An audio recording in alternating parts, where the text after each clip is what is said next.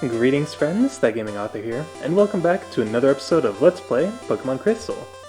In the last episode, as we continued our journey, we stopped by Mr. Pokemon's house, got some info on a new finding of his, got a Pokedex from Professor Oak himself, and got an urgent call from Dr. Elm over here, Professor Elm, asking us to come back, and we found out that he was robbed by none other than our rival, Adol. After getting everything situated, we... Oh, the window got deselected for some reason. That would be why the sound just randomly cut out there. Anyway, that brings us to where we're at now. We got some Pokeballs once we got our Pokedex started, and that's allowed us to go ahead and start on our quest to just grab Pokemon whenever. So that's exactly what we're doing here. We already have a Sentret on the team, and now we have Rattata. So let's go ahead and get Rattata and name him, and I already have a name in mind. This Pokemon's impressive vitality allows it to live anywhere. It also multiplies very quickly. And yes, because he's a rat, I'm going to name him after a rat I am very fond of. There we go. I love it. Alright, yeah, let's see. Yeah, they all have the same sprite, so that's fun. So we have Treble, our Sentret, and Kokichi, our Rattata. Now I think I can catch a Hoot over here, so I'd like to go ahead and try that. And then once we do that, I think it'll be time to go ahead and start grinding a little bit to get strong enough to take on the first gym leader. And I don't mind Jumper getting all the levels right now, because we have two weak Pokemon that we can easily grind for, so if Jumper gets super overpowered, then that won't be too much of a problem. We'll just go ahead and swap him out for another one of our party members. Also, I will be recording pretty much every step of my journey, including like level grinding portions, so I do apologize if that gets a little slow.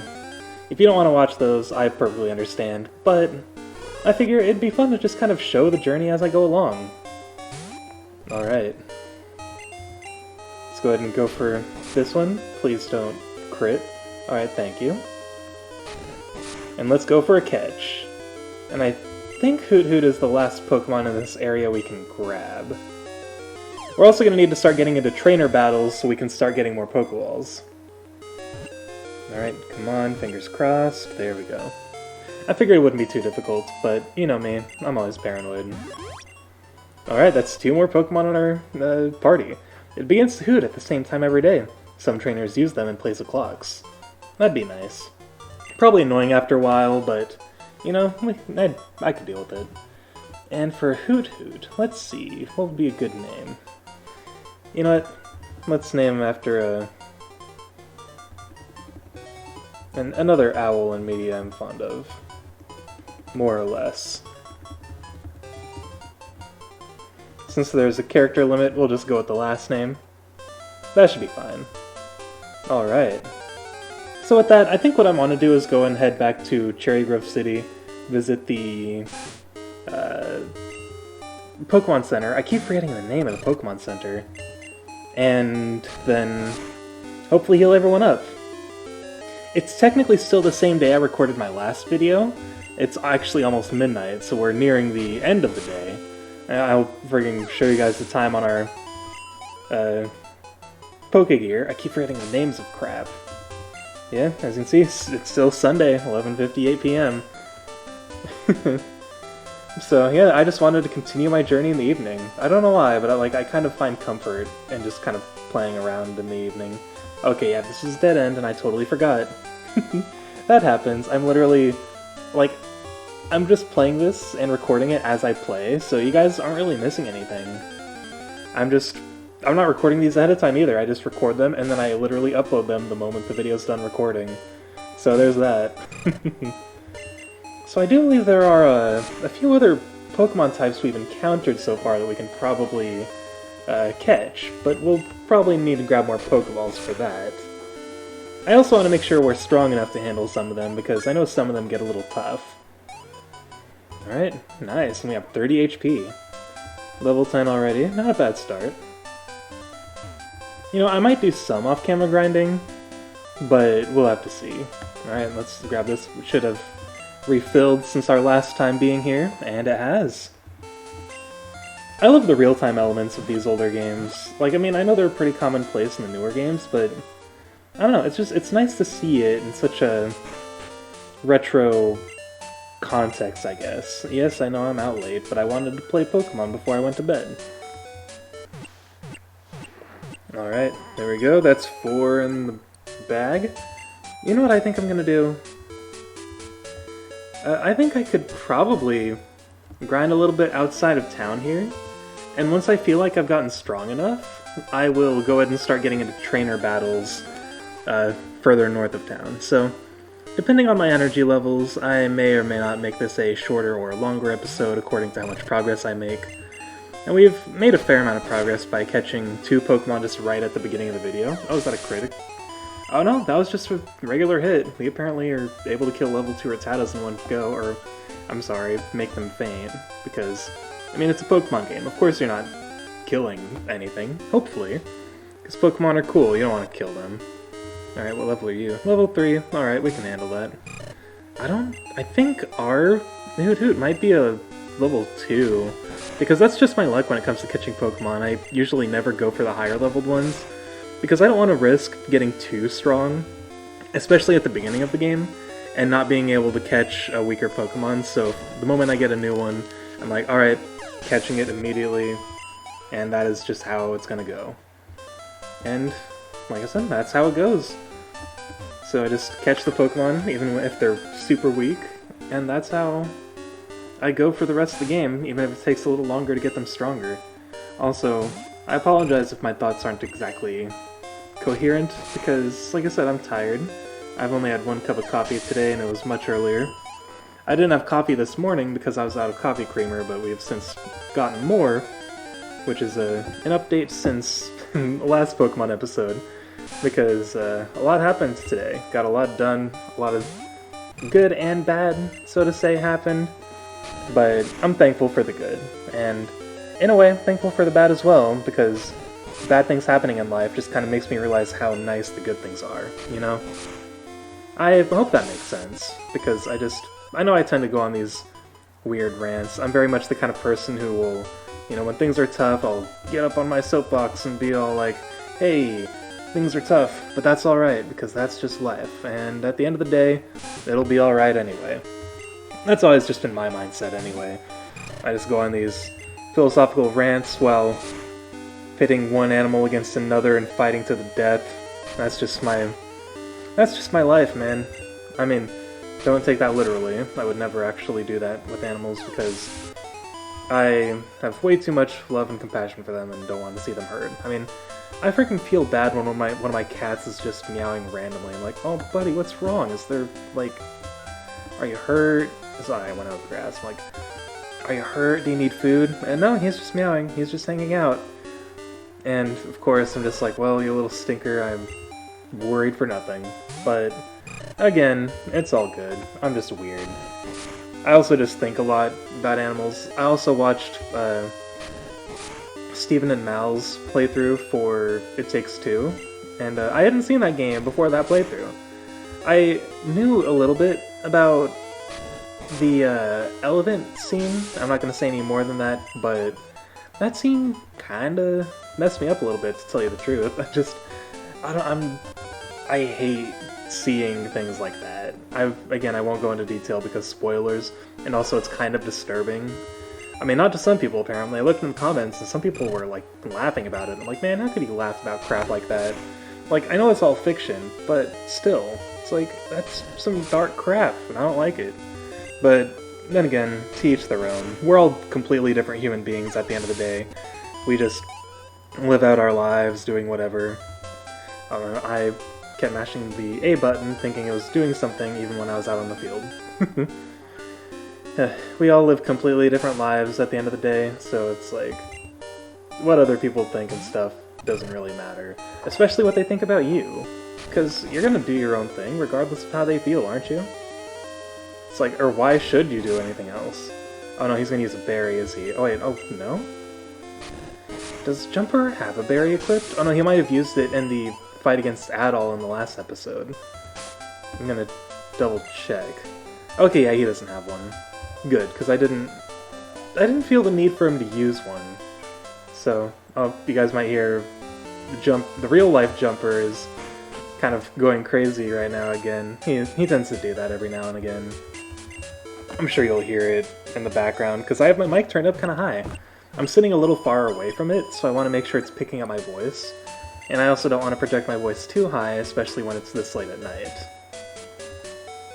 Alright, so I think Jumper's already on his way to level 12. Yeah, let's see what the next level is. Level up, oh, only 24. Oh, almost level, oh, I get it. Okay, we just leveled up to level 10, but my brain thought it was level 11 already. So, I assumed, oh, he's on his way to level 12, that's awesome. When in fact, that was not the case. Yeah, I feel like level 12 is a good benchmark level for our starter. Just so that way we have a nice overpowered Pokemon to take out all the other ones when we're leveling up our weaker guys. So, that's just exactly what we'll do. In the meantime, I guess I'll talk a little bit about my Pokemon experience more properly, because in my first episode, I was more focused on the game than anything else, so I didn't really give myself the chance to properly articulate it. I did a little bit, but again, I was so focused on the game that I didn't finish thoughts or anything, because so much new stuff was happening. I wanted to talk about the game, but now that we're in a grindy part of the game, I figure there's time. And that's just vocal padding, so to say, to my spiel here. So, I mentioned how Gen 1 was kind of my intro to this series, and a little bit of Gen 3 as well. My intro to the series was a little complicated. I started off with the anime, first of all, because, I mean, I was a kid who was born in the late 90s and grew up in the early 2000s. It's like, I feel like it's inevitable to have grown up with it, especially if you're a nerdy kid, like I was. I grew up with the anime, so I had an idea of what it was. I was really young at the time, but I knew what I was watching. I remember watching the movies with my parents, or well, specifically the first two. I don't think I saw parts of the third one, but I don't think I ever actually saw the full movie. And then I think I saw the fourth one when I was around, like, maybe middle school age, but I can't remember that far back exactly, even though I'm literally recounting a story from even further back than that. Anyway, I started with the anime, and I think I remember.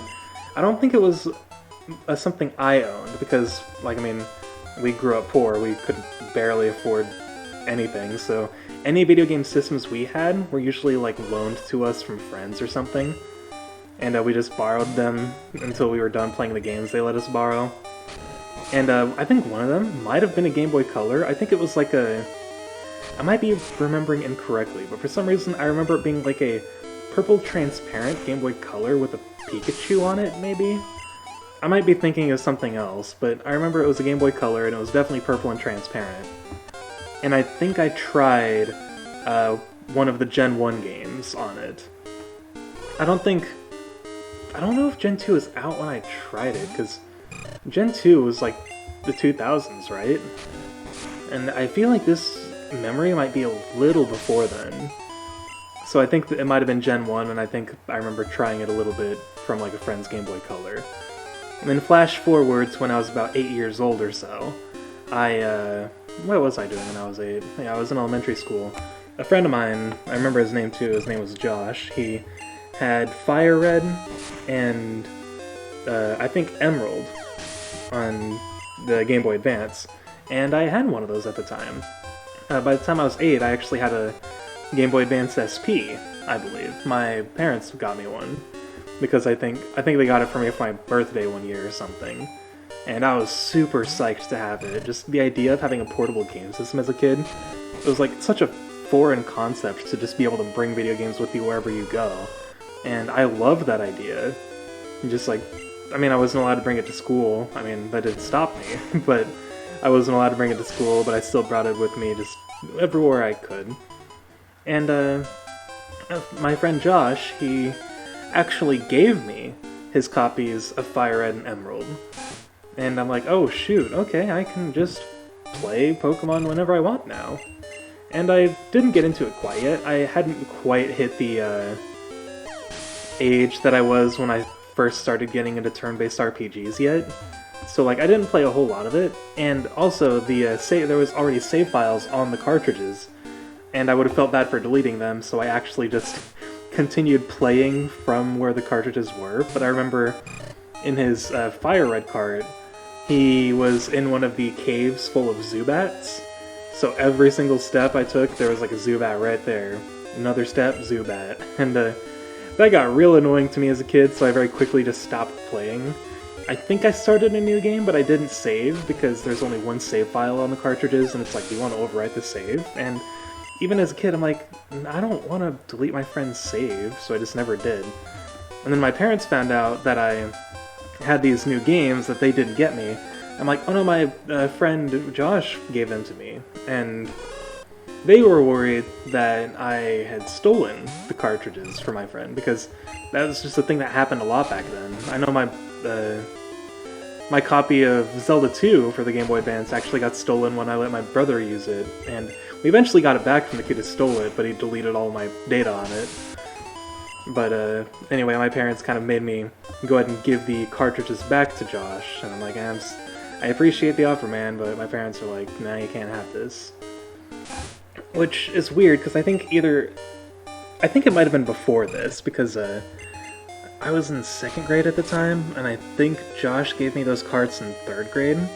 But in 2nd grade, or maybe actually it might have been a little after, because this memory feels a lot more recent, a friend of mine had Super Mario Land, the original Super Mario Land from the original Game Boy, and he gave it to me because he's like, I don't need this, I don't play it anymore, and I know you like the Mario series a lot, so you can have it. So I'm like, oh, sweet. I don't know if this will work in a Game Boy Advance, but I'll try. Because, I mean, the original Game Boy cartridges were so much larger than the Game Boy Advance ones.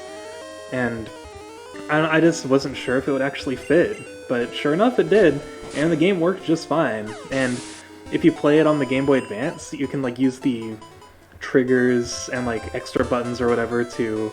Like, I think you can use one trigger to change the resolution. Like, you can change it from its original super tiny resolution to a more upscaled resolution to fit the actual Game Boy Advance screen. And then the other trigger altered the color palette of the game so you can make the game look a little different. And I always played with... there was one color palette that actually made Mario look... Ooh, nice, an actual fire move. There was one color palette that actually made Mario look like Mario. And I'm like, that's the one I used, because he was actually red. Alright, so since Treble was our first boy, we're gonna go ahead and start grinding for him. I will stop by the Pokemon again, or Pokemon Center. Jeez, I keep mixing up the names in my head. I might do some of the grinding off camera though, just because I feel like we're not making much progress today. So today's just kind of a very chill day, but I don't know. If anyone watches, let me know how you feel about just having these grinding episodes where we just hang out and talk, and it's like, almost like a podcast episode where that's all we're doing and we're not worrying about making story progress. I mean, like, who plays Pokemon games for the story anyway? You're playing it for training Pokemon and catching Pokemon, taking on challenges and things like that. And this game does have a good story and all, but, you know, it's... Oh, wait a minute, I forgot. This is what we do. We get them out there so they can earn the XP for the fight, and then we bring our ace in the hole into the arena. Also, I hear my cat's doing stuff behind me, so hopefully it's all good. I'm sure it is. Anyway, about Mario Land, he gave it to me, and I was surprised it worked, and was super impressed with all the cool functions it had from being played on the Game Boy Advance, where there were more buttons than there were on the original Game Boy. And I loved the crap out of that game. The music was awesome. I was surprised to hear the Can-Can as the star theme, but, I mean, it's Hirokazu Tanaka. You can't go wrong with that man's music. He's done fantastic work on a lot of games. I also keep forgetting I can't just mindlessly mash the A button now, but it's just, it was so fun. I never beat it, even though it was a short game. Like, I didn't realize how short of a game it was until much, much later, but I did play a lot of it, and I really enjoyed what I did play. And I think my parents eventually found out. I was a little scared of it. I think I actually hid it from them, so it might have been after the experience with the Pokemon series. I'm like, oh, I don't want them to find out I have this game and think I stole it, because like a friend of mine did very much just give it to me. But I think they eventually found out and just didn't care. They're like, I mean, that's cool that a friend is willing to give you a game like that for free, and like, he didn't sell it or anything. Which probably wouldn't have been allowed anyway, because I mean, it's an elementary school, why are you gonna sell stuff in elementary school? It makes more sense when you're a little older in middle school, or high school especially, if you're either getting an allowance from parents, if that's a thing for you, which for myself and a lot of people I knew, it was very much not a thing, or if you're working a part-time job in high school, because that's also a thing people do. But, I mean, they let me keep the cart. I don't know what happened to it, though. I might have actually given it to another friend of mine when I moved in middle school. We moved kind of in the middle of middle school, or rather, it was more towards the tail end of it for me. We lived, well, I'm not going to say where we lived, because I'm not going to dox myself, but we lived in one part of my home state for a good chunk of my life. We lived there from like 2nd grade until the end of the first semester of 8th grade for me, and my brother was in 6th. And then once we moved down where I live now, which is on a completely other side of the state, I met some new friends, and I think I gave them Mario Land and a copy of Final Fantasy Chronicles Ring of Fate. Or Ring of Fate? Is that the game? One of the Final Fantasy Crystal Chronicles Ring of Fates. That's the game. And I just gave it to him because I think as a kid, I just didn't feel confident in my abilities when it came to the more action-based games. At that point, I'd been introduced to more turn-based combat with Final Fantasy IV and the Final Fantasy 1 and 2 Dawn of Souls remake for the Game Boy Advance. So I just kind of fell away from the more action-based combat. Oh, also, I think this was around the time my DS broke, so I couldn't play games with the top screen anymore, so I just mostly used it as a substitute Game Boy Advance. Even though I still had my Game Boy Advance, but the difference was that the DS had a headphone port where you can just plug headphones in, whereas for the Game Boy Advance SP, you needed specialized headphones for it. So I think that's why I played my Game Boy Advance games on the DS instead. But anyway, I think that's where my copy of Mario Land went. I might have given it to the same friend. I'm like, you know what, I don't play this anymore. I don't think Game Boy and Game Boy Color games work on the DS. And I wasn't playing my Game Boy Advance much at that point, because I had a Nintendo DS, and as a kid there was nothing cooler to me than something like the Nintendo DS where you can just, you know, use a touchscreen, and that was freaking cutting edge technology for me. So it was just, I thought it was awesome. And I think that's where my copy of Mario Land went. Man, thinking about that is bringing me back though, because like this was long before I did YouTube or anything, but, well, I can't say long before, because when we moved to the other side of the state, that was when I started getting into YouTube more, because at some point, I think it might have been at the beginning of high school for me, when I was just becoming a freshman. Actually, it might have been slightly before. My parents got wireless internet for the first time. Before then, we'd been using dial-up. Because, I mean, like I said, I'm a late 90s kid, so we grew up before the internet really blew up and became commonplace in pretty much every household. So what happened was, we went so long without internet, and we had dial-up access and a wired connection to our PC, which was sufficient, so to say. And I'm also going to drop by the Pokémon Center again real quick. But my parents, they surprised us one Christmas by my mom pulling up Netflix on an iPad, I believe.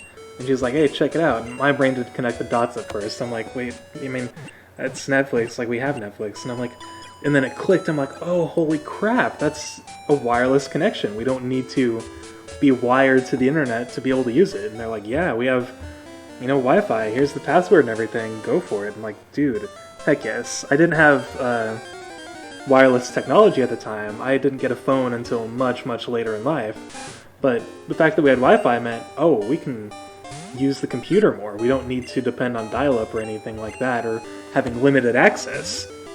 So, it was around that time when I started watching more YouTube. And at that point, I was watching Chugga Conroy, because I'd watched him before, back when we lived in our first house, or the first place before we moved in the middle of middle school. I watched Chugga Conroy's Wind Waker Let's Play, and that was my introduction to the concept of Let's Plays, of people just playing games, commentating, and posting it to YouTube. And his were among the first I saw. I also saw a little bit of Proton John, and the YouTuber HC Bailey as well. And he's kind of one I stuck with. He's the reason I got super into turn-based RPGs. But anyway, I started watching Chugga Conroy more, and just getting into the Let's Play scene in general. And I'm like, oh, this is so cool. Like, there's like a whole community around this. Just people play all these cool games, and like these are a lot of games that I wouldn't be able to afford as a kid, because I mean, like I said, we grew up poor, and I wasn't making my own money, and I didn't want to ask my parents for these games, so I could just watch people play them and enjoy the games vicariously through them. And it was just nice. It was like there was a comforting thing about watching Let's Plays growing up. And then eventually I got into it. I made my own YouTube channel around 2011, I believe. So this was like right at the beginning of high school for me. I think I started high school in, was it 2010 or 2011? No, yeah, 2011 to 2012 was my first high school year, I believe. 2013. Okay, yeah, it was 2011 to 2012. So that was when I started. I think I got my YouTube account the summer of between the end of middle school and the beginning of high school. And that was eventually when I started making my own videos. My very first video, I think that I posted ever, was a project I did for my video production class in high school, because I was taking that my freshman year. I took that for the first 3 years of my high school, and then just of my high school career, and then just eventually dropped it. But I was making a movie trailer for the latest book that I had just finished. We just got together with a couple other classmates from our class. Like, I had a partner in video productions who, to be completely honest, was not exactly the most productive guy. Like, there's nothing wrong with him exactly, but he was one of the popular kids, so he kind of just took advantage of the fact that I was willing to do all the work. And, but I mean, we were partners, and we had the same name. I mean, his was spelled the normal way, quote-unquote, but I mean, we kind of just became friends based on that, because, I mean, that's how childhood friendships work, I suppose. But, yeah, my very first video was that. I was making a movie trailer, and I think the very first video itself was a blooper reel, a gag reel, from our filming exploits, and then the trailer followed soon after. And then after that, I made like a few little dumb things every now and again. I was watching YouTube just after the YouTube poop era. I mean, I was very well familiar with it due to my friend Josh, who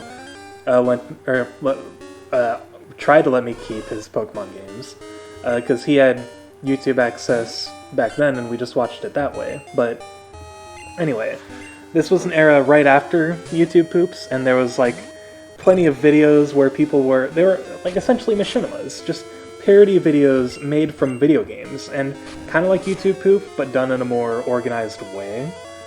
That's not as chaotic and using gameplay video while putting audio from something else on top of it. And I saw a lot of those, so I made a couple of those myself. I made a freaking Final Fantasy FMV, or AMV, whatever they're called, anime music videos with the... I can't remember what the song was, but I did one with cutscenes from Crisis Core, Once Upon a Time. Oh man, that brought me back. And then at last, I started getting into music composition. That was my next thing. I started doing music composition and with Fami Tracker. So I was making 8-bit music and just posting it to YouTube. And that was fun. I had a blast doing that, and I wasn't familiar with music theory at the time, so I didn't know what I was doing, but I just did what I thought sounded good, and I'd post it to YouTube. And after that was eventually when I started Let's Playing. I did I didn't ever really finish any. The first one I finished was a Let's Play for the original Super Mario Brothers, but I was using save states, so that doesn't really count. And then I did a little bit of River City Ransom.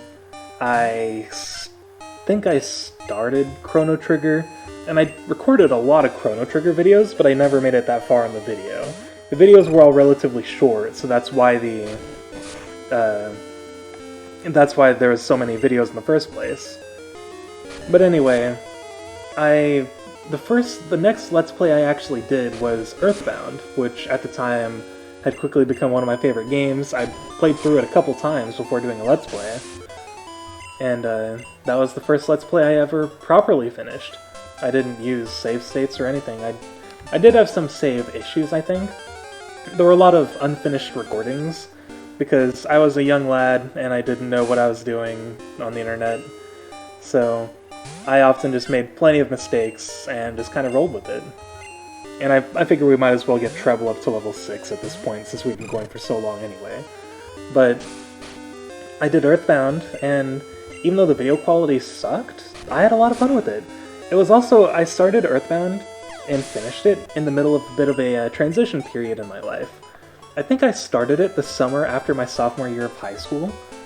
So I'd gone through a lot. I had some stuff go on during high school. I had some friends kind of help back me up though, so I was quickly back on my feet. And then I did a musical back then. I did Happy Days, a new musical. And doing theater kind of helped bring me out of my shell further. Choir already initially helped me with that. I was always a shy kid growing up. I still technically am. I think COVID just kind of brought me back into my shell a little bit. But I'm hoping that doing these videos will kind of get me back on track to how I used to be. But I did Earthbound, I did theater, and it brought out the best in me. I made some friends on the internet. That was my introduction to online friends. And I'm grateful for that, because online friends are the reason why I live with my significant other now, because we met online, technically, so that's awesome that all kind of happened and culminated into where my life's at now. And sure, lots of stuff are bad, but I couldn't be more grateful for where I'm at in life, to tell you the truth. Like, I might be stressed out and things might suck, but at least I'm alive and I'm happy still. Regardless of all the stress, I'm happy with life, and that's ultimately what matters. But yeah, I did Earthbound, and then I started Pokemon Crystal on my main channel, but I made a sub-channel for specifically vlogs, and I decided to finish Pokemon Crystal on that channel, but I never technically finished it. I got real close, I got right to the end, I straight up got to, like, the penultimate final dungeon of the game, and then in the next recording I was going to fight the final boss, but the final boss destroyed me because I was vastly underprepared for what he had waiting for me. And that's what brings us here. There's a lot more history to unpack there, but I figure I should save some stories for future level grinding videos if you guys don't mind these all that much. So I think this fight should get... oh no, Treble's still not quite there. Alright, one more fight should do it. I love that this has been just a half hour of me ranting and fighting Pokemon. I hope you guys don't mind, but like I said, I'm doing this series purely for fun. I have no intention of this being a professional Let's Play. I just want to do this because I enjoy this game, I enjoy randomly talking, and I hope you guys kind of enjoy the chill vibe. That's kind of what I'm going for. The game can be exciting, that's for sure, but I do ultimately want to go for just a nice hangout vibe. Just hang out with you and talk about random stuff. Also, I think my cats are gonna fall asleep soon. They look very tired. There we go. Alright, Treble. You are level 6 now. Let's go ahead and rest again at the Pokemon Center. And yes, I do know I'm out late. I've been talking about nonsense. But I mean, that's what you do in a Let's Play, right? You usually talk about nonsense, especially if you're doing something that just kind of takes up the time, like grinding. And now let's check out the time. It's almost 12:30. Jeez. Well, it's Monday already. thank you guys so much for watching. In the next episode, I might be a little higher leveled, I might not. It all depends ultimately. But I will see you guys next time. Have a wonderful day, and well, that's it. I hope you have a wonderful day.